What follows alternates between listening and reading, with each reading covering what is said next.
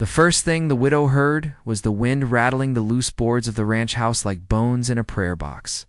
And the second thing she heard was a man inside, kneeling somewhere beyond the door. Asking God for company before winter finished, what loneliness started. By the time Clarabelle reached the Barstow spread, the sky had gone the color of iron, and the plains behind her looked wide enough to bury every mistake she had ever made. She had been riding since dawn on a weary mare, with one carpet bag tied to the saddle and a widow's black dress damp with dust and sweat. She had not come looking for kindness, only walls, a roof. And one night, in which no one could bargain over her future, the town she had left had already taught her that a woman alone was treated less like a person than a chance. So when she saw the lantern burning in the front window of the ranch house, she did not think of hope, only shelter. She climbed the porch as rain began to spit from the clouds, lifted her hand to knock, and then heard the voice inside. Low and rough, Lord, I do not ask for much anymore. But if you have not forgotten this place, send me a soul before the cold settles in for good. That was nearly enough to send her back into the storm. Need was dangerous. Clara had learned that young, and learned it harder after Jonah Bell died under a freight wagon and left her among debts. His brothers and men who spoke softly only when they planned to corner you later. But thunder rolled over the prairie. Her mare shivered, and rain struck the porch roof. So Clara knocked 3 times. The prayer stopped, boots crossed the floor, and the door opened on a broad-shouldered man holding a lamp. He had a weathered face, a scar lifting one eyebrow, and the look of someone the land had tested often. His eyes moved over her dress, the carpet bag, the horse and the rain, and his caution softened. Evening, ma'am, he said. Clara had rehearsed lies on the ride over, but they all died in her throat. So she gave him the truth in its plainest form. I only came for shelter. The man stepped back at once. Bring the horse around to the lean-to. I'll see to her, he said. No suspicion, no bargain. When she came in from the rain, he had already poured coffee into a second cup.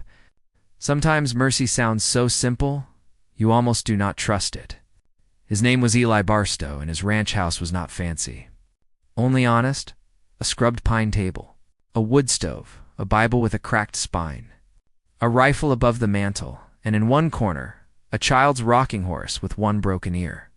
Clara's eyes caught on it before she could stop herself. Eli followed her glance. Was my boy's, he said, then no more. And grief moved through the room. He gave her dry blankets. Said she could have the small room off the kitchen, and he would sleep in a chair by the stove. She said she would ride out.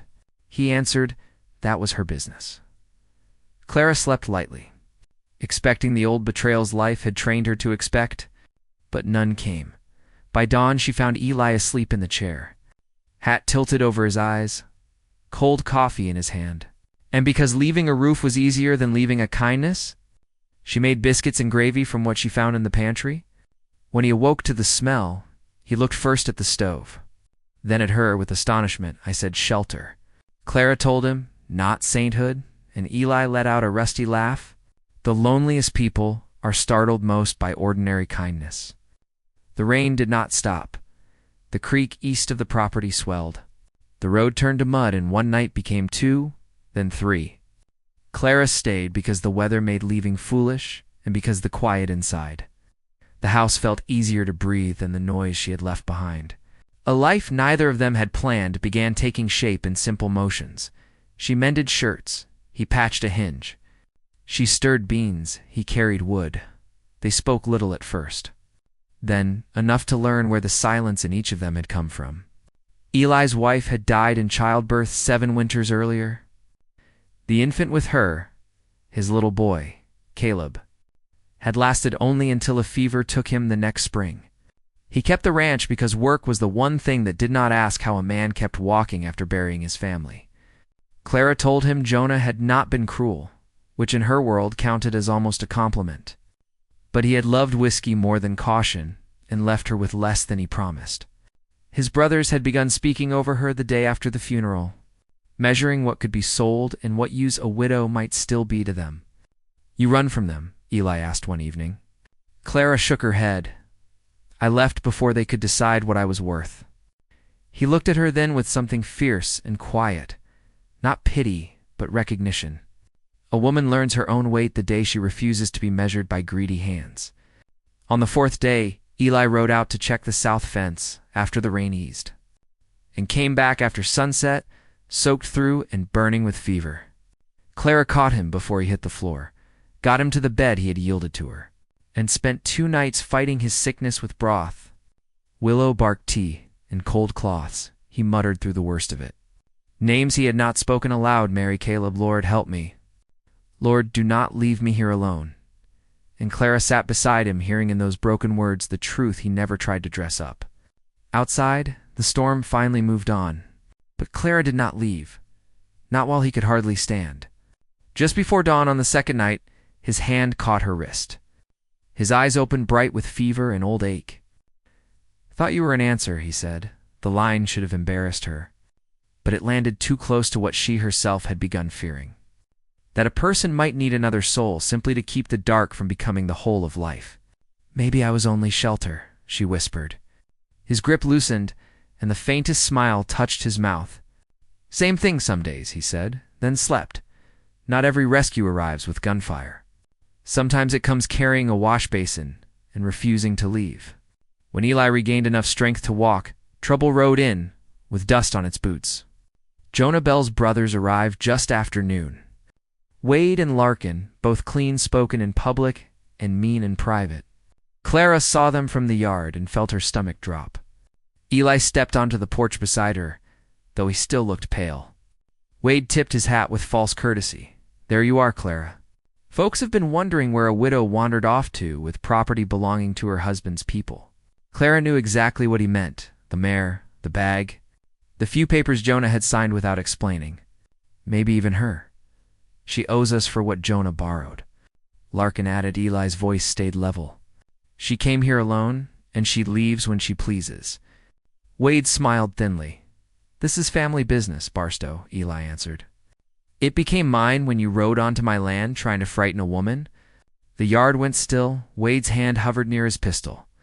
Eli was not fully recovered, and Clara knew a shooting would leave nothing but grief in the dust. So she stepped down off the porch before either man could claim the moment. "Jonah signed his freight contract in my name the week before he died," she said, pulling a folded paper from her carpet bag. "And it states that any debt tied to the lost wagon passed to the transport company, not to me and not to you." Wade reached for the page. Clara pulled it back. "I had it copied in town before I left, and the clerk knows the story. You push this, and a judge hears how eager you are to strip a widow of what is hers."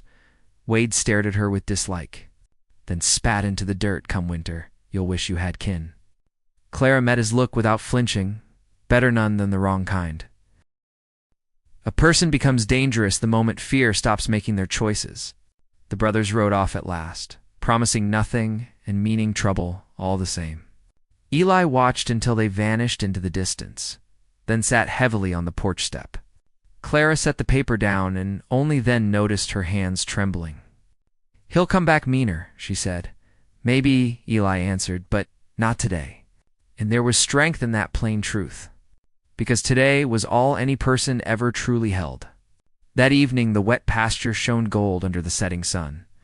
Clara stood on the porch, watching light move over the land, while Eli came out with 2 cups of coffee.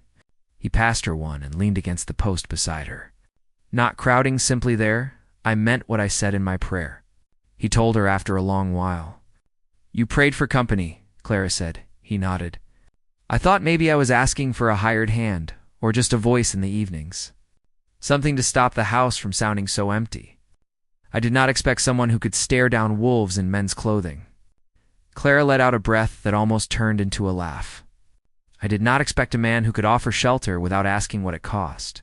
The land stretched before them, scarred and stubborn. And in months, Clara did not feel like the road behind her was still chasing her. Some hearts do not open all at once. They yield like hard ground after rain. The next morning, Clara saddled her mare before sunrise, because staying by accident was one thing, and staying by choice was another.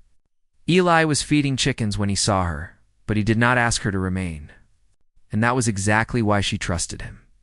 A man who truly wanted your company did not try to trap it. He only left the gate unlatched. Clara put one boot in the stirrup and looked at the house. Smoke lifting from the chimney, the repaired porch rail, the rocking horse visible through the window. Then at Eli standing quiet in the morning light, with hope hidden beneath calm. "I came for shelter," she said, repeating the words that had carried her through his door. "You did," Eli answered. Clara rested her hand on the saddle horn.